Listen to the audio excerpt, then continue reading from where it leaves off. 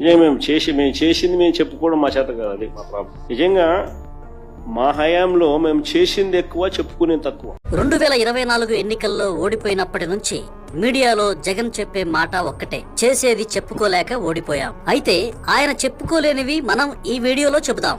మొదటిగా, ముఖ్యమంత్రి అయ్యాక ప్రజావేదికను కూల్చేసి 14 కోట్లు వృధా చేశావు. ప్రభుత్వ కార్యాలయాలకు వైసీపీ రంగులు వేయడానికి తీయడానికి 2600 కోట్లు ఖర్చు చేశావు.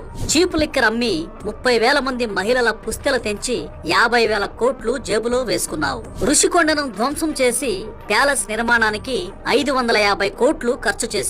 నీ కమిషన్ల కక్కుర్తితో శాలువాల నుంచి లడ్డూలు, కల్తీ నెయ్యి వరకు తిరుమలలో వివిధ మార్గాల్లో 100 కోట్ల శ్రీవారి సొమ్మును దోపిడీ చేశావు.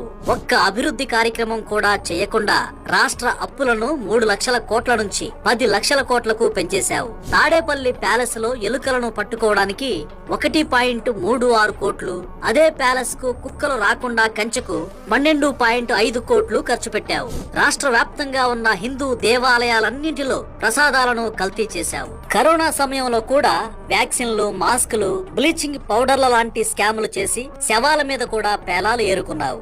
ప్రపంచంలో ఎక్కడా లేని విధంగా ప్రభుత్వ భూములు, కార్యాలయాలు తాకట్టు పెట్టి భారీ అప్పులు తెచ్చావు. రాష్ట్ర వ్యాప్తంగా వైఎస్ విగ్రహాలకు 18 కోట్లు ఖర్చు పెట్టావు. హెలికాప్టర్ ప్రయాణాలకు 222 కోట్లు దుబారాగా ఖర్చు పెట్టావు. సరిహద్దు రాళ్లపై ఫోటోలకు 700 కోట్లు, రేషన్ సంచులకు మరో 700 కోట్లు వృధా చేశావు. తల్లి, చెల్లి ఆస్తులను కూడా స్వాధీనం చేసుకున్నావు. ఇంట్లో తిరుమల సెటప్ కు 5 కోట్లు ఖర్చు చేశావు. 5 ఏళ్లలో ఒక్క మంచి ప్రభుత్వ ఉద్యోగం ఇవ్వలేకపోయావు.